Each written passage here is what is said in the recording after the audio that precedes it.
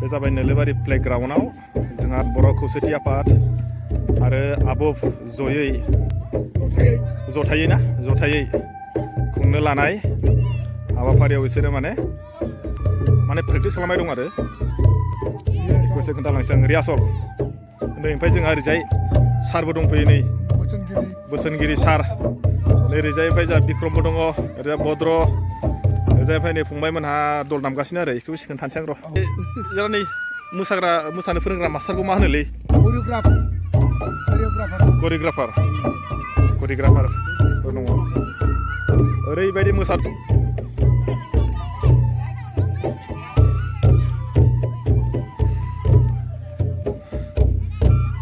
मोजां मोसाथारदोंलै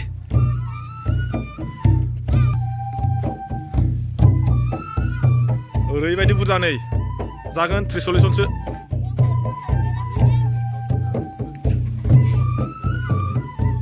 ओरैबायदि मोजां मोसादों मेंबाय नामाहाय मेङाखै जाहांबायना मोसानाया बायदेव जाहांबाय सानबेसे जाखो अनलि वान आच्छा सानसेयावनो ओरैबायदि पारफेक्ट मेंबाय नामा नोंसोरलाय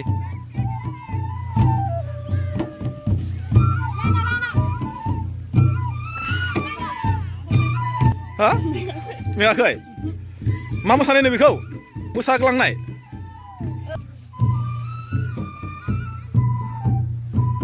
बरिया सानसेयावनो ओरैबायदि पारफेक्ट मोसाबाय नै खोन्थाबाय आङो एसे बे जाबाय जोंहा नोलोबारि प्लेग्राउन्ड 16 डिसेम्बराव जानो गोनां जथायै UBPO आरो आबुफजों ज' लोगो नांनानै बेयाव माने सावराय मेल जोंहा लानाय जादों जथुमारि सावराय मेल बेयाव बिथांमोना मोसानो थाखाय नै रेडि जाबाय नै जा एसे बायद'जों रायज्लायनोसै आं सानबेसे जाखो मोसानो फोरोंनाया दिनैसो फार्स्ट दिनैनो पारफेक्ट जाजोब्बाय ना रोंखानाय जाखामोन ना आरो सानबेसे दंबायो सानबेसे लाबावगोन मिथिया होमबा गाबोनबो दंबायो ना आच्छा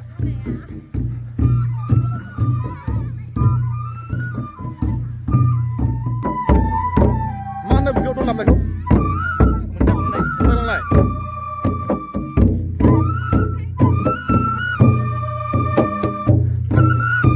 थादों एसे सुराफ्रा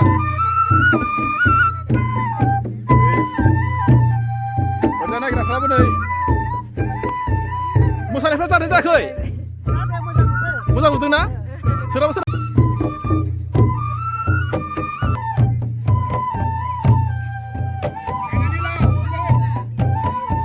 बे जाबाय जोंहा करिय'ग्राफार